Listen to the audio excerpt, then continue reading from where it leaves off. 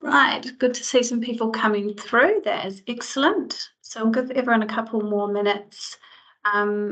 So today we are going to be talking about the Draft Economic Diversification Plan, and we have some lovely presenters with us today. We are going to go through a bit from each of the presenters. They're going to tell you a little bit about who they are and where they're from. And their knowledge and expertise around this draft economic diversification plan.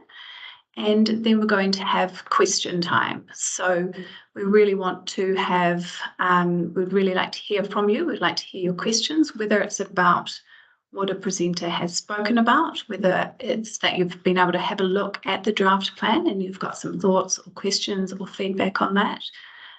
So we'll try and allow plenty of time for questions, and really want you to use this as an opportunity to voice thoughts and opinions, or to address the presenters directly if there's anything that they have spoken about that you'd like to know more about. So we'll start now, even though some people will probably be joining us as we go. I am going to kick off with an opening karakia. Kua te wairua, kia rere ki ngā taumata.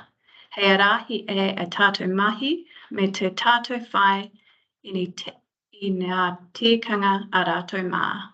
Kia mau, kia ita, kia kore e nārau. Kia pūpuri, kia whakamaua, kia tina, hui e, taekie. Right, so just a little bit of housekeeping before we get started. Just to remind you all that this webinar is being recorded. We have also turned off the chat function in this webinar, and the reason for that is that you will see up the top beside the little chat icon, there's a Q&A button, and we'd ask that you use this one. And the reason for that is that it means that everybody can see the questions as they're coming through, and it just allows us to monitor time.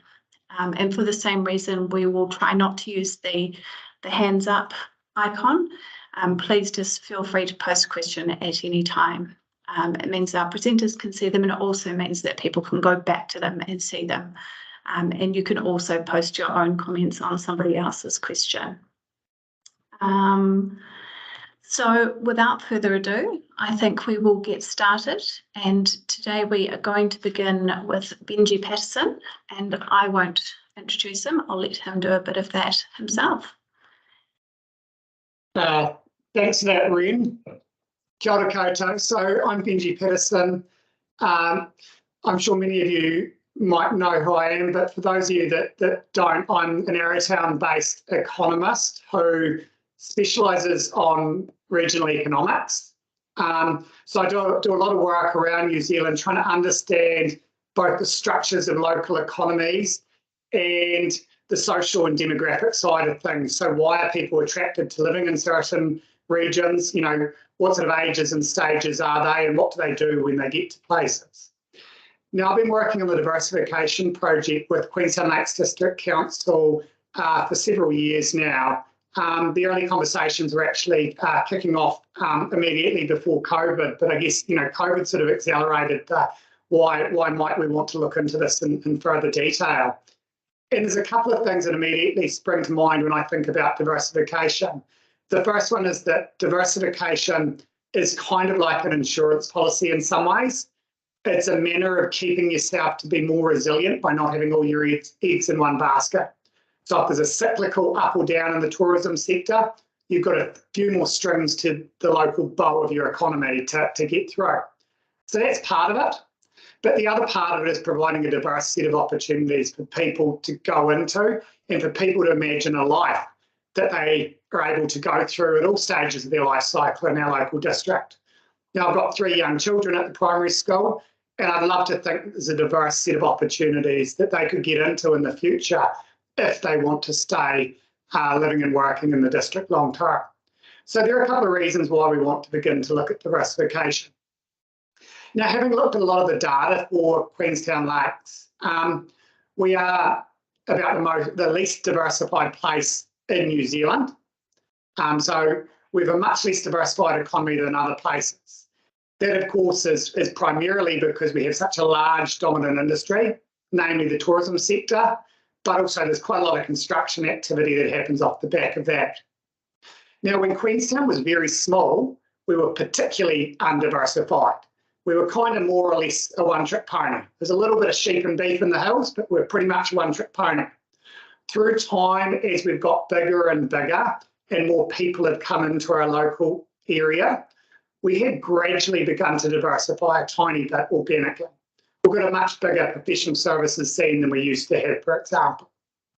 So a little bit of population growth has brought some diversification, but we're still quite undiversified compared to other places our sort of size around the rest of New Zealand. Now, I don't want to take up too much time, so I'll just spend a sort of another minute or two before I pass the reins over. I recently undertook a study tour to the United States. I went to an economic development conference and visited a few economic development projects in the US. And it was really interesting coming into the US environment and looking at places that are also quite small towns in the United States and seeing their recent experiences both pre and since COVID and how that relates to Queenstown's own diversification journey. And I guess what was reinforced for me were a few things, and if I was just to single out a couple of them, one is that placemaking absolutely has to be at the core of economic diversification. And I say that because Queenstown's secret sauce that attracts visitors is its beautiful, wonderful place with great access to the outdoors and recreational environment. So that's something at the core that will attract good people to our local area, but it's also fruitful ground that some of the opportunities will be spun out of. And you see that flavour already in the diversification plan. The other thing that I'd like to point out is, while it's that sort of softer side of things of placemaking, we also need to not neglect that there's some hard sort of factors that we need in the environment. Some of that's going to be related to making sure there's the right environments for businesses to operate and they've got the appropriate supporting infrastructure. But the other is that we think of the people and the skills profiles of those that are coming through. So education, has to be a big part of what we're doing over the long term as well. So they're just a couple of things. I don't want to hold too much time, so I'll be happy to answer questions later on as we go. Awesome. Thank you so much, Benje. Really interesting. And now we're going to go on to Patrick, who is from Martin Jenkins. Thanks, Ren. Tēnā koutou katoa ko Patrick McVeigh toko ingoa. I'm the lead for People and Places with Martin Jenkins and was fortunate enough to lead the team that supported some of the work to develop the diversification plan. I'm a economic development professional and town planner, probably worked in this space for 30 odd years, both within public sector agencies and as a consultant. Have been working in New Zealand for the last kind of decade, and like Benji, work all across the country with councils and economic development agencies, as well as with government. Our job was to really pick up the work that had already been done locally in terms of developing a framework for diversification, thinking about the issues around diversification, picking up the work that Benji had undertaken, looking at why it matters. And our main approach was to look through that to try and build a sort of strategic framework around how the district responds to some of those challenges. So a couple of things around that. We worked with a diversification advisory group that was pulled together by the council, which had both local and national stakeholders, agencies, business representatives, organisations on. So we had 4 meetings with that group as we went through the process to engage and validate and assess some of the things that we were seeing. We undertook about 30 interviews with stakeholders and businesses locally to talk through some of the issues and challenges that they saw around economic diversification opportunities for the district. Off the back of that, we undertook some more detailed niche sector analysis that looked at concentration and growth. So as Benji says, the economy is very much dominated by one key sector and some ancillary activities that fall off of that. We were interested in digging a little bit deeper and seeing were there nascent or niche opportunities that could be brought forward that might be really interesting part of a diversification agenda for the district. Off the back of that, we worked with the council and partners locally to pull together a series of industry workshops. So we'd identified through that analysis and through the engagement with the advisory group that there were 4 areas which we thought were worthy of further exploration. One was around advanced manufacturing, and particularly the links through to the sort of outdoor economy, outdoor sector, the food and beverage opportunity, conservation, biodiversity, and also a growing kind of technology sector. So we brought workshops together to look in a bit more detail at each of those, and in those sessions we talked to those businesses about why they were in Queenstown Lakes, what their aspiration was for the future, where they saw market demand and opportunity for what they were doing, and what were the constraints and enablers of their future growth. And that was a kind of really interesting process, because kind of what we heard was, and what we saw was, a whole range of quite interesting companies which were diversifying the local economy, but that also showed quite a strong connection back to place and the ability to leverage off the strengths that already existed in the visitor economy. So it's not a very defined line between these activities. They were kind of quite integrated and people moved around. What was also quite clear, though, that while many of these businesses were doing really interesting things, many of which had a kind of global focus and didn't rely solely on visitation to the district, they weren't always connected to each other. So they didn't all know some did, but they didn't all know each other. They were all interested in harnessing the power of the collective in terms of being a group of businesses that could work together more, that could grow. They talked a lot about the fact they were sharing staff and things like that, and the common challenges that they faced, all of which are reflected in the plans. So that's sort of some of the things that we heard through that process. And what we then worked on with the advisory group and with input from council and others was creating a framework around that in terms of the basis of the plan. So you'll see in the plan we talk about 3 pillars. The first about kind of creating those underlying conditions that are going to support economic diversification over time. The second one about really focusing on recognising the importance of the visitor economy to the district, and what are the ways in which we can diversify within that sector to create less reliance purely on visitors in terms of future revenue, to create more innovation, use of technologies, etc., within those existing businesses. And then thirdly, looking at these sort of niche areas, many of which were quite small and emerging, but putting a focus on how do you enable the businesses in those sectors to come together and harness the power of their kind of a collective approach. Underpinned all of that was a recognition that any of these types of plans need some of the supporting infrastructure in terms of ongoing advice, monitoring, reporting. So that's sort of reflected in that kind of framework. And what we've taken in working with the businesses that we engaged with the industry partners, with the council and others, was trying to focus it down on specific projects that could be moved forward over time in order to implement that diversification plan. So a bit like Benji, it's sort of a little bit about what we've been doing, how we got to where we are, and kind of really interested in the next parts of the discussion and some of your questions.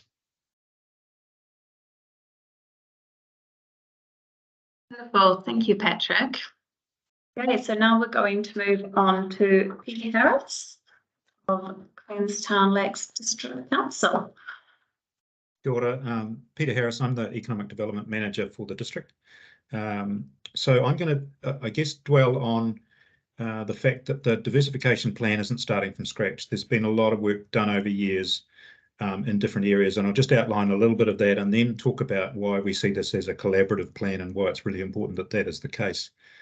So I think if we cast back probably at least 10 years, there was 2 industry areas that was supported in the district. So one was film. So film and Study Queenstown. So film and education have had ongoing support as an industry for a long time. And then since then, there's been a number of other initiatives, some around networks, some around business support, some around infrastructure, careers and exploration. So I'll just run through some examples of those. So in terms of networks, one that comes to mind is Kumar, which is a Māori business network, originally based out of Dunedin, but now there's a really strong Central Otago and Queenstown Lakes group around that. In terms of business support, around 5 years ago, we supported Startup Queenstown Lakes to get established as a separate trust, and they've been working with startups since then. Also, in terms of infrastructure, it's been really interesting in the last few years, a commitment from the private sector to put infrastructure in place. So the Porter Group is currently building a research and innovation hub out at Remarkables Park. And there's a consent in for some film infrastructure out that way as well, called Frame. So I think we're seeing the start of the private sector leaning into things other than investing just in tourism. Another industry group that has emerged in the last couple of years is Whakatipu Hangarau. So they are focused on growing a technology industry in the district, particularly with looking at what it would take to encourage corporate tech offices to have satellite offices in the district. They're working on a white paper on that at the moment. And other things, so in terms of careers, one of the things that we're trialling this summer is student internships for tertiary students to, I guess, coming back to Benje's point about place making and telling the story of place, it's to try and offer those students roles in businesses that they wouldn't expect to be in the district. So a student might assume that they could come here over the summer and work in a tourism business or a hospitality business.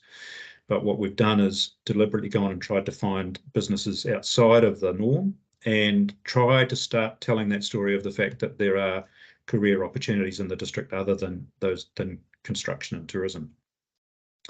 And then another couple of things that are happening is sort of in that exploration space of where are the opportunities. So two pieces of work we've been doing there. One is what's called the lifetime value of the visitor. So that the premise there is that visitors, when they come here, some of them want to have a relationship with the place when they go home. So that might be buying more New Zealand products. But also some of them, the research shows that around 1 in 5 Californians are interested in having a relationship with New Zealand beyond being a visitor. So that might be investing, it might be coming to study, and we're looking at the idea of whether there could be better cross-selling between tourism and those other industries, which would potentially bring opportunities to the district. The other one that we've started exploring, and I think Patrick mentioned it, is the one in outdoor products. So we've scratched the surface of that and found that there's some really interesting people in the district doing design and 3D printing and that sort of things, and particularly really interested in the outdoor products area. So it's not necessarily a cluster or hasn't got critical mass yet, but we've really been digging into that to go, well, what would it take to help get that group or get that niche growing? So there's been a lot going on. And I guess then the question comes up, well, why do we really need a plan if there's so much happening? And I think there's a couple of reasons that I think we do. One is that because there is a lot going on, and we've got obviously Wanaka and Queenstown as main centres, the danger is you have a lot of silos, or people doing good work, but they're doing them in their own swim lane, and we don't necessarily get that the synergies between them or the potential synergies. So I think a plan helps bring those people together. And some of you may have been at our Diversification Snapshots event a couple of weeks ago, which outlined some of the things that are going on. And I guess the plan tries to pull those strands together. Ethel Folkes-Williams, who is a cluster development expert, spoke at a workshop the next day after that event. And he had a quote there that said, if you want to go fast, go alone. And if you want to go far, go together. And I think that from a diversification point of view, this is a long game. It's taken decades for tourism to get to where it's got in the district, and it will probably take decades to get to critical mass or to get to scale of diversification. So I think we need to make sure that it is as collaborative as it can be. I think one of the other is to have a common voice. So a common voice to government and a common voice to the private sector outside of the district, so that if we're explaining what we're doing here and how, whether we want to bring other people on board, I think we need to be able to tell our story really clearly together. And the third reason is about focus. So the challenge is everybody will come to the district with their own version of what they think should happen here, and I think the plan has been, as Patrick outlined, quite systematically worked through to go which are the opportunities worth chasing. And I think that as we coalesce around those, again, it just means that we can use our resources well. So I think, and to be honest, at the moment in the draft, I think that there's more to do around acknowledging the work that's gone in behind it and the work that's already happened. I think there is an ecosystem diagram there, but I think I would like to see us add more about acknowledging the work that a lot of people have put in, because many of them are doing it voluntarily. But yeah, that's an outline, I guess, of a little bit of background behind what's gone before and why we see that the plan is important and that it needs to be a collaborative plan. Thank you, Peter. And I think that's a really great reminder also that this is a draft plan, so that is part of why we are having this webinar, and we really want to hear from you. We really want to hear your feedback. So while this is an opportunity to learn perhaps a bit more about what's going on behind the scenes, it really is about wanting your thoughts and your feedback. So do keep that in mind as you're listening today and as you're thinking of questions. And we'll hand over to Michelle Morss now. Kia ora koutou, ko Michelle Morss toko ingoa. I am the General Manager of Strategy and Policy here at QLDC, and I have the unenviable task of trying to position this within the context of our other strategic work. I'm sure, as many of you recognise, I see lots of familiar faces here, the work of council is never simple. It's a really broad business to be in. There are many swim lanes and many functions. So trying to draw a strategic thread throughout the whole of council can be really, really challenging. However, we are in the lucky position of having a division whose job is purely to do that. And within that division, we have economic development, strategic growth, policy, resilience and climate action, reform, and EV relations. And just to paint the picture for you, that sounds like an enormous group. It's about 20 people. Peter Harris here sits next to the resilience and climate action manager, who sits across from the strategic growth manager. So we have the benefit of proximity in order to overhear each other's conversations and make sure key themes are taken across. But we are also in the process of ensuring that we have some really great structures that are outside of our relationships and our influence, and into a space whereby these strategic directions are essentially codified in the way that council works and in the outcomes we're trying to achieve for the community.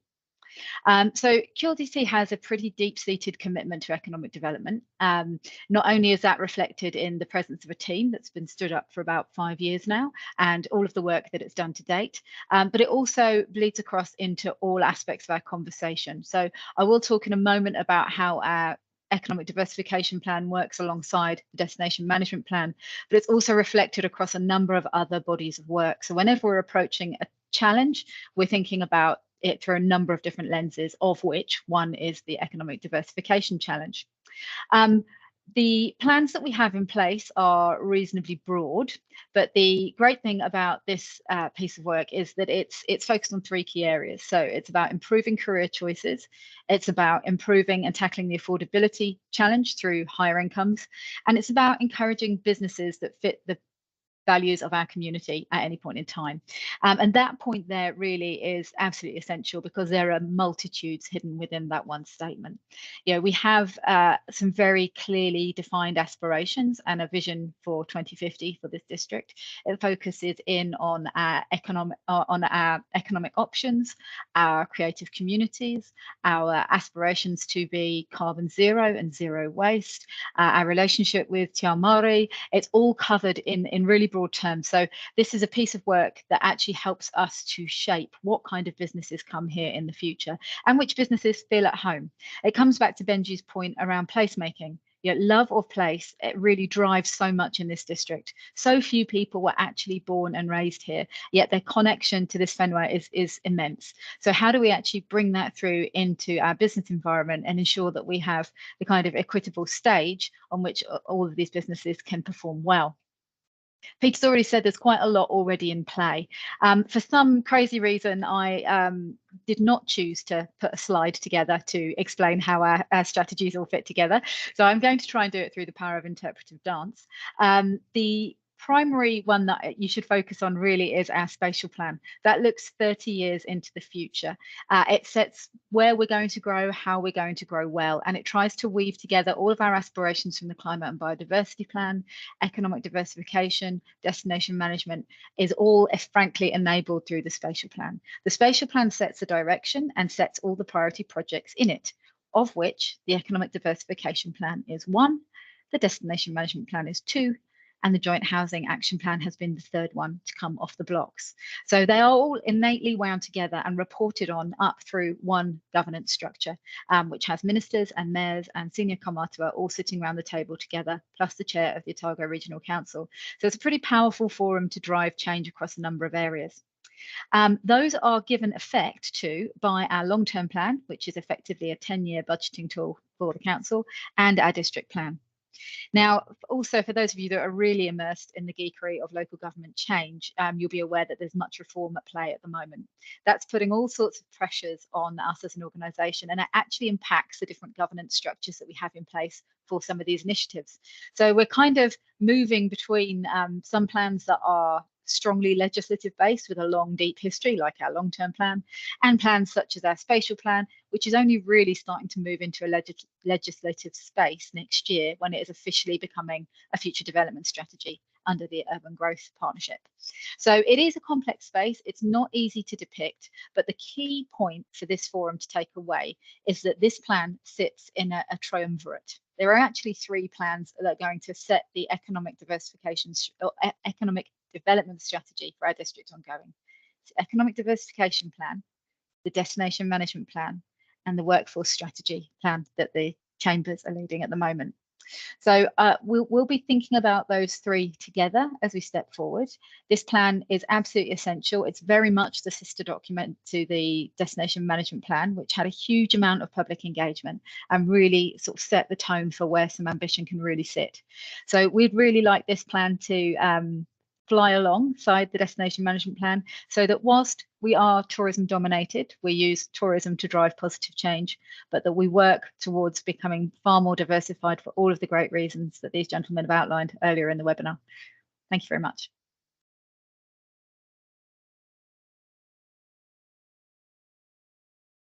Thank you so much, Michelle. Okay, so that concludes the first part where we have had some interesting background and insight into the development of the plan and some of the history of economic development within Queenstown. We are now going to move into the question and answer section. So this is where you can all get tappy typing and send us those burning questions. Peter is going to moderate this part. We have had a question come through from Gladys. So Peter will be reading out the questions and allocating them to one or other of the lucky presenters. Thanks, Gladys. I'll just read the question out. I have a question in regards to diversification partners. I do not see 7 Kaitahu Papatipu included in the diversification partners. The 7 have received in proximity of $20 million. 96 million in total was given to all Papatipu belonging to Ngāi Tahu iwi regarding the annual report. Are the 7 Papatipu part of the diversification partnership? I'll kick off on that, but Michelle, you might like to have some input on that too. So we do work with our kaha and tia marama, and right at the start of this process, they decided that Ōkaha would represent both of those groups, and they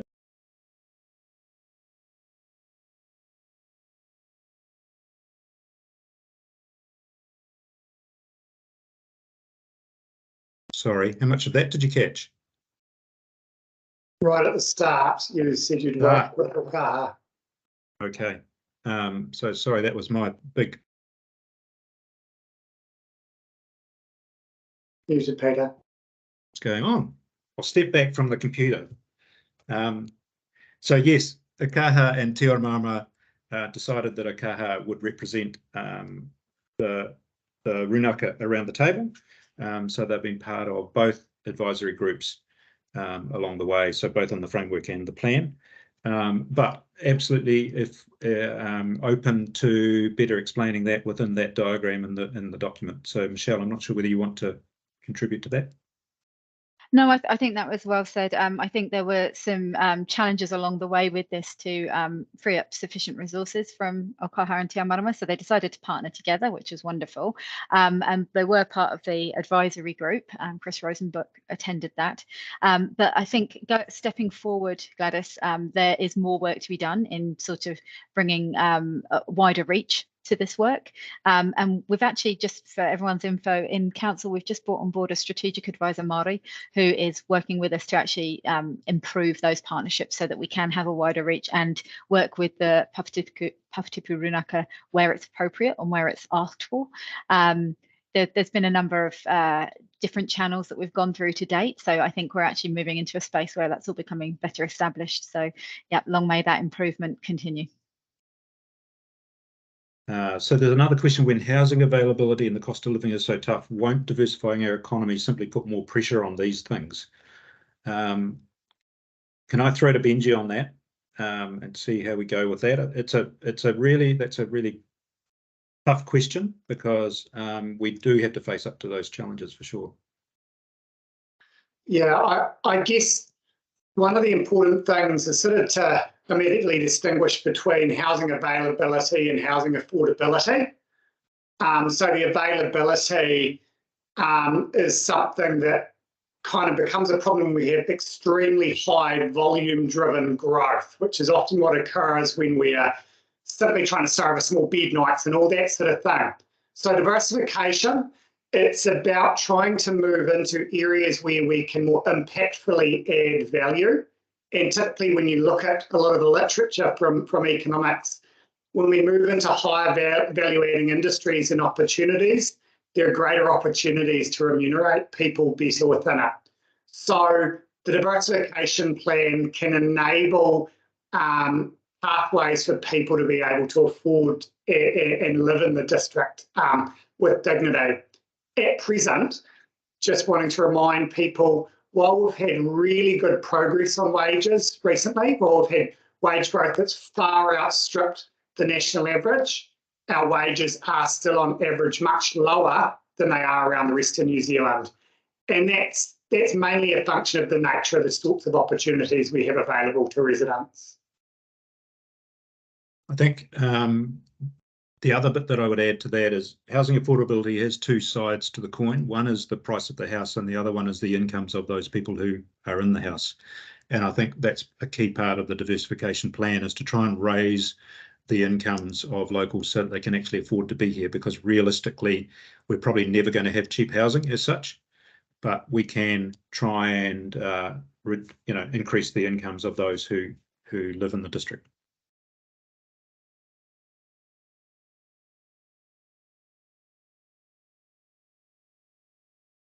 Ren, I'm having real trouble with my mouse. It seems to be having a life of its own.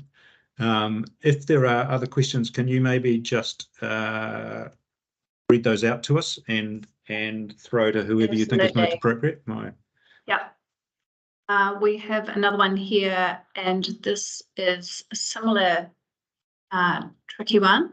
So when housing availability and the cost of living is so tough, won't diversifying our economy simply put more pressure on these things? Which is a really great question.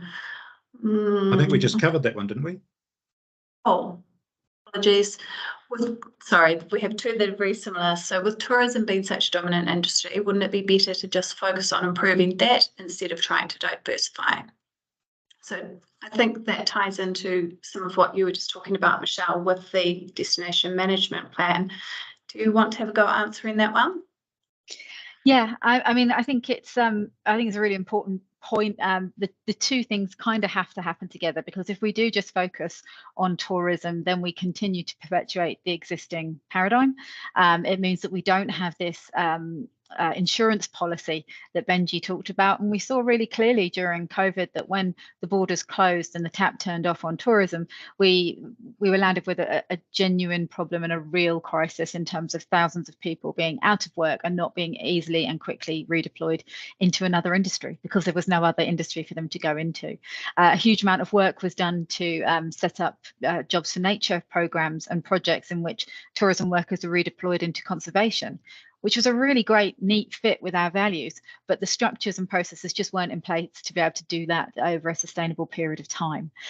So, you know, that's a great example of, had there been a more established conservation sector with businesses in operation here that people could then be employed in, as opposed to requiring government handouts to make that happen, it could have been quite a different picture. So the more that we do to slowly and sustainably build another line of industry work here, which we have been doing for a long time. If you think about film, if you think about education, those things have been bubbling away in the background for a while.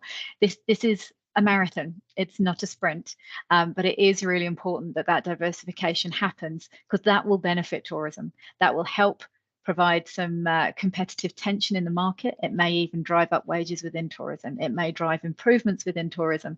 So it's really a win-win story all round. Great response, Michelle. Benji, do you have anything that you want to add to that? Yeah, look, I just remind that it's not only COVID where we've had tourism become unstuck. You know, post GFC, we also had, you know, business cycle driven lull in tourism activity. So these things are going to reoccur through time. It's any sort of, the people that are in the finance industry, it's essentially diversification of your investment portfolio, but from an economic perspective. With regards to the long game, that Michelle made that comment, I think that's another thing to really emphasise, and I guess we probably haven't emphasised enough just how long this game can be. We had a gentleman over from the United States, from a place called Bend, Oregon, late last year, a man by the name of Roger Lee, who led their economic development program for more than 2 decades, and they really diversified their economy from primarily a forestry-driven town into one that's so much more. And he called it their 20-year overnight success story, and I thought that was a really good way to sum up diversification. I think just one more thing in that diversification and linked to tourism, there are a number of the bigger tourism operators in town who are already diversifying. So if you look at Skyline, they have most of their operations aren't in Queenstown. They have operations in a number of other countries. So diversification within tourism is also part of what we need to be looking at, and what we can do to encourage that.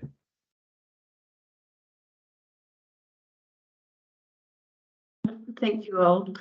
Right, we have another question in here. This, I think, goes through to you, Peter. What are some potential success measures of the plan? Which is always a tough question, this one.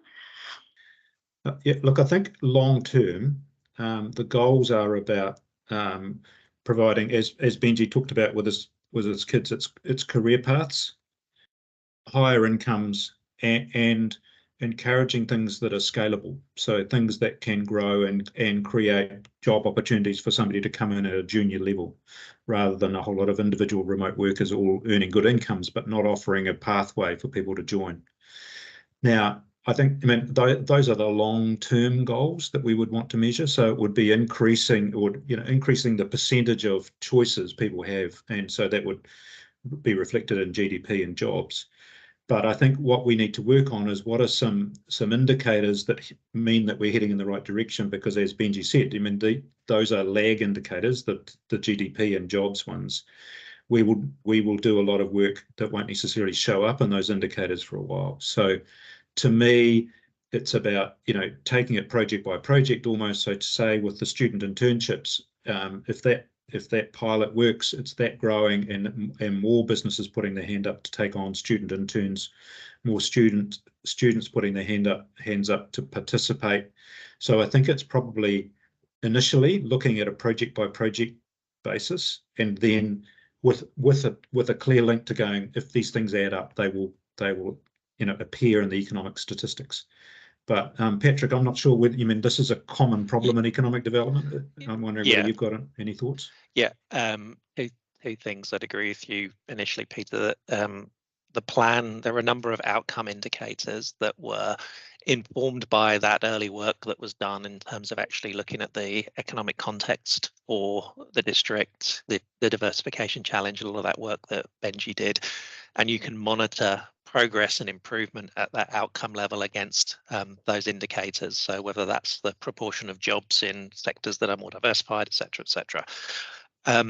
The important part, and this is actually included in the plan under that Foundations for Success, is that part of the next step is a 3-year implementation plan for the projects that you're going to move forward, because you would not be expected, nor would it be practical or affordable to move every single project forward at the same time. And so working with the proposed, that sort of ongoing implementation advisory group to actually identify those things that can be done now, that can be funded, and where you will work with partners. And then the approach I would suggest is you're essentially applying a kind of logic model. So what are we going to do? How are we going to, what resources have we got in terms of both money and people and partnerships, and how are we going to apply those to this particular project? And then what will that deliver in terms of outputs, whether that's business support, advice, et cetera, and then what are the outcomes, short-term outcomes from that contribute towards these long-term goals. So it is difficult. It is difficult, particularly when we know that this is a long-term plan and a whole series of external factors will influence what happens. But providing that type of logic framework to say we're doing this because we believe this is the impact it will make, and we can measure that over time. Thank you both. I've got a couple of questions here that I'm going to link together. So Sean has asked, what are the bigger challenges to overcome, which is a really great question. And Virginia has asked, given the relatively small population, although acknowledging it is growing, has consideration been given to a regional diversification plan rather than district to draw on a wider pool of expertise and opportunity?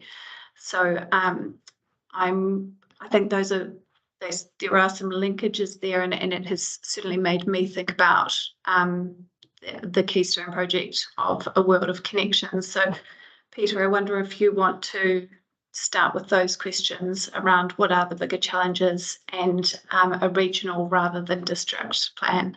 Sure. So look, I think to me the fundamental challenge is that people who are running businesses that aren't construction and tourism or servicing the locals here, so those outliers effectively, most of them are doing it because they choose to live here personally, and then they will do business because they've made a personal decision to be here. So they're basing it on their love of this place, which is amazing. I mean, that's awesome. That's a great superpower that we have. I think the real challenge is getting to a point whereby there is logic of place. So in other words, that somebody can go to a board in Auckland or Sydney or wherever they are and make a logical case to say this is why we need to build a business in Queenstown. Now, I think we've got a lot of work to get there. I think, though, we are on the pathway to that, but that's really the big challenge, is we need to celebrate the fact that this is an amazing place to live, but not rest on our laurels and assume that that's going to bring what we need. We need to get beyond that and make it so that there is logical reasons to do business other than tourism and construction out of this district. In terms of a regional diversification plan, I think the challenge there is that if you drive for about an hour or an hour and a half in any direction from Queenstown, you're in a completely different economy. So Central Otago, very much horticulture, and then you go into the Maniatoto and Waitaki, and it's very agricultural. So there is a network across Otago of economic development managers, and we work towards trying to find common ground.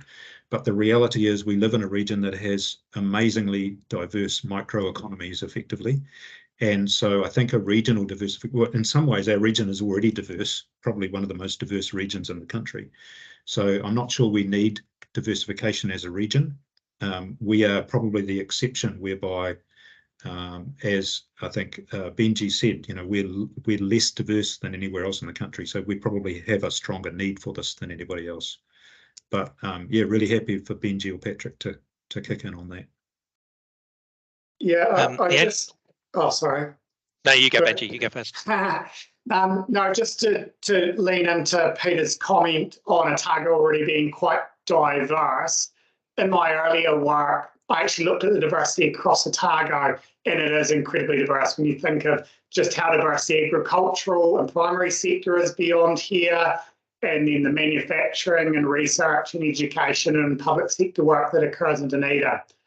The other thing I'd caution on when we think about things like regional economic development, and this is very much from Benje Patterson's perspective rather than reflecting the project group, is we've got to be wary of using these political geographical structures. So Otago as a region, which if we remind ourselves is only that way because of water catchments.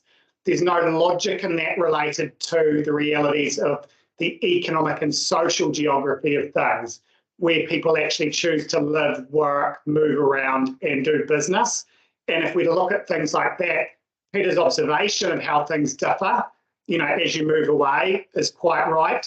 And if you think about in our local area, really the Queenstown Lakes sphere is kind of us and not what I call sort of the golden triangle with moving in towards Cromwell in some parts of it. So I wouldn't get the geography too big. Instead, I'd think about, well, when we're looking at a particular intervention or a particular industry, who are our logical partners that we'd work with? They may be within Otago, they may be in Dunedin. And as Peter said, we work together with economic development people in our neighbouring councils, but they also might be up in Auckland because there's very strong economic and social linkages with Auckland. So I think let's be pragmatic with regards to the geography of those we work with. Yeah, I agree with all that. The point I was going to make was the same one as Benji made at the end there, that when it comes to implementation, some of the projects, your project partners may want to be at a regional or a super regional level.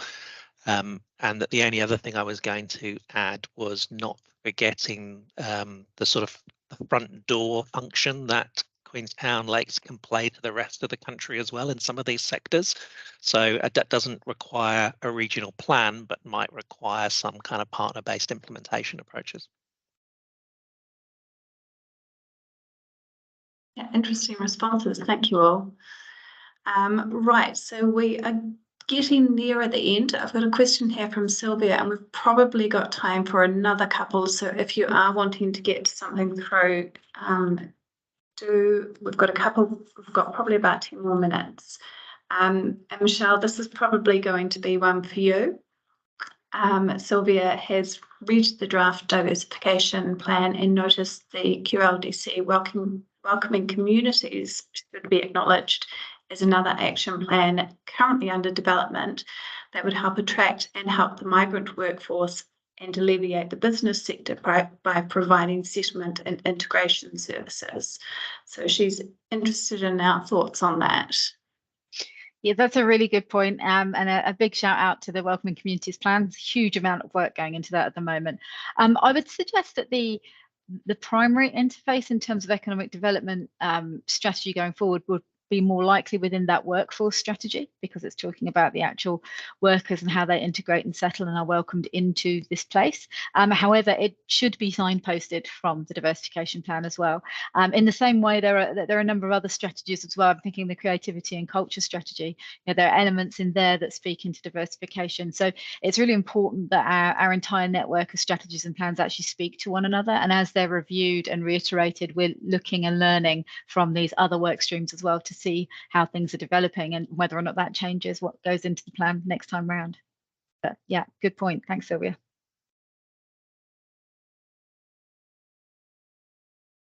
Okay, so we don't have anything else that's come through yet. So I've got one that I prepared earlier.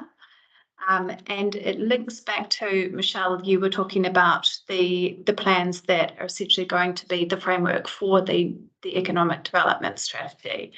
And I think it's really interesting and relevant because also, as you were talking about the destination management plan that did receive, there was a lot of interest. So how do you think the carbon zero goal is going to impact the diversification plan and some of the challenges that we might have with actually delivering on the diversification plan? Oh, that's a really good question. So the destination management plan came about through funding from MB through to the regional tourism organisations.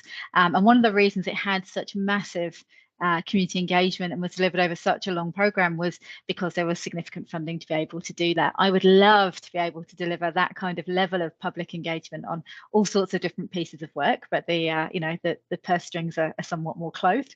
So that's been an interesting piece to go on, and the carbon zero target within the destination management plan was a really late addition into that piece of work.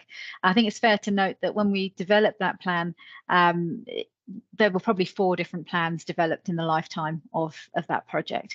And that was definitely an 11th hour addition. And it was an addition that came in, and it was a provocation to start with from the consultants to say, go on, if you really want to go for this, if you're really serious about it, try this.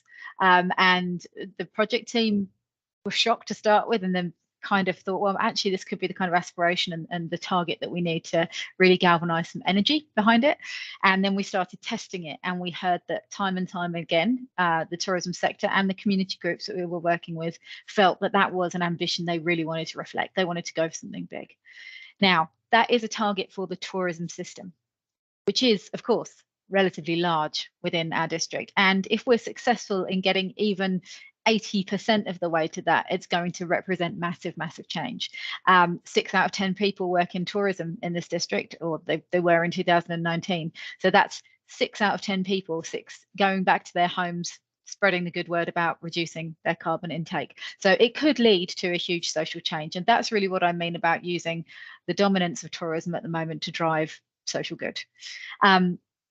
That is for the tourism system. Obviously, diversification is a broader piece of work. Where I would actually signpost out to from the diversification plan, and that the destination management plan refers back to as well, is our climate and biodiversity plan, which is a far less showy document in many respects. It hasn't had the full marketing weight of our regional tourism organisations behind it and presenting it, but that in and of itself really underlines the importance of the reduction in carbon emissions. And I think the target that's in there for 2030 is a 44% reduction in total emissions. We're also looking as a council at our embodied emissions. So it's a real headline for us. And I think it sets the tone for the kind of businesses that would be welcome through diversification. So whilst the diversification plan cannot set a similar target because we cannot get the buy-in of businesses that have not yet been set in place, I think setting some very clear principles and ideals for the types of businesses we want to have here, and pointing out to that climate and biodiversity plan that these are the people that will get our support, and these are people that can help get us to that objective, will be extremely welcome. I think that's really the most important point here. That is a thread that runs through all our work. I don't think anyone is going to be suggesting that this plan is used to welcome on board massive carbon belching emissions factories to come and set up in the district here. Great, thank you so much, Michelle. We've just got a few minutes left, and luckily there's something else I prepared earlier, and this one is for you, Patrick. What do you think, being a Wellingtonian, what do you think the change in government is going to mean for a district like ours, and any possible flow-on effects to diversification? Really interesting question at the moment. I'd love to have some more insight than I might currently have, given none of us quite know what's going on behind those doors. But there's a couple of things that I think we should be conscious of and looking out for in terms of opportunities and what it might mean. So a lot of the discussion that took place in the run-up was about a kind of increased focus on localism in this administration. And by that, we mean looking for the decisions that impact communities, being closest to those communities. So, and that following on from that, you're expected to see some form of greater levels of devolution of responsibilities and funding from the central to local government level.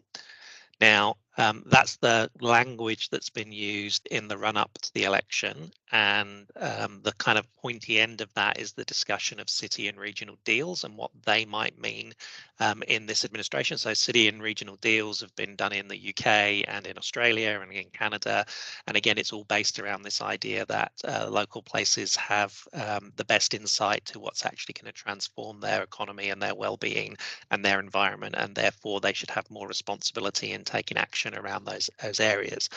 I'm imagining that that's a real discussion at the moment in terms of NZ First's policy around regional development. We know that they drove the Provincial Growth Fund last time, as well as what National have said about the need for localism.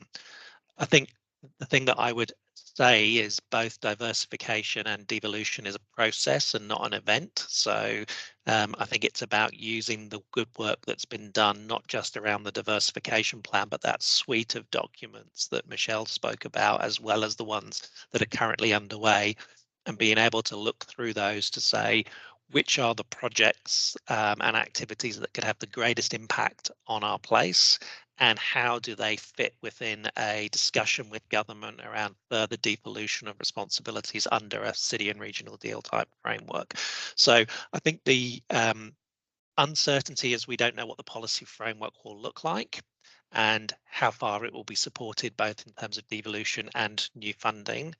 But the advantage that Queenstown Lakes has is that it is one of those growth partnerships. It has its spatial framework work done, as well as some of these supporting strategies. And so it's got quite a good starting point to be able to put forward a clear case to an incoming government about what should be invested in and how that should be delivered.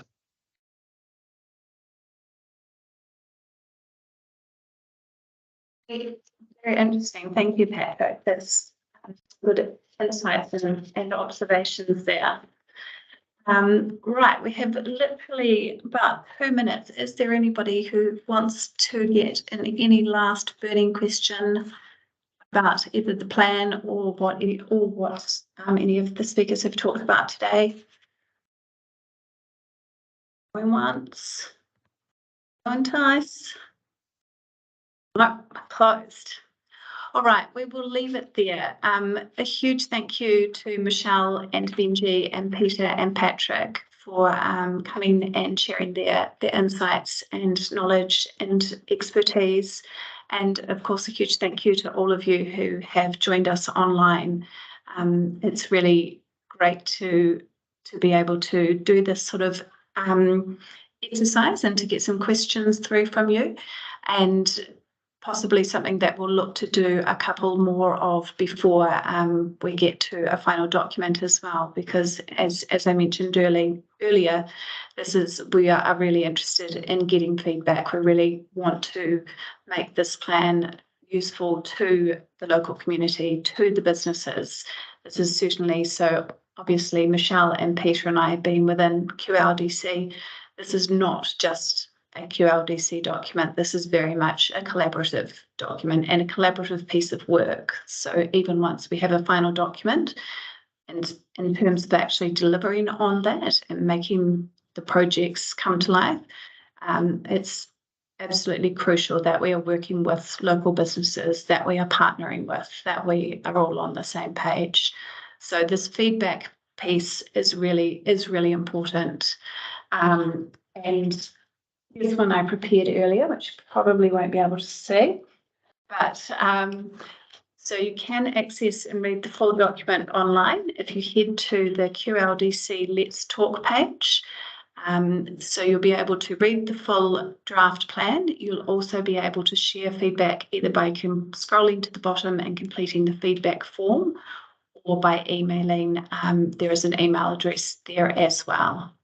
And of course, you can get in touch with either Peter or I at any time, whether it's to discuss anything that's come up in this webinar, whether you have any thoughts, feedback on the plan. We're really happy to come and chat with you and make this plan as good as it can be.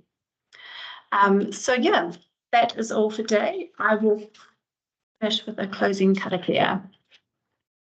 Onuhia, onuhia, onuhia ki te uru tapanui, kia wātia, kia mama, tīnākau. Tēnana, te wairua i te ara tangata. Koia rā I rongo, whakiri a ki runga. Kia tina, huie, taiki e. Thank you, everybody. Thanks, Ren. Kia ora. God, thank you, Ian. Thanks all.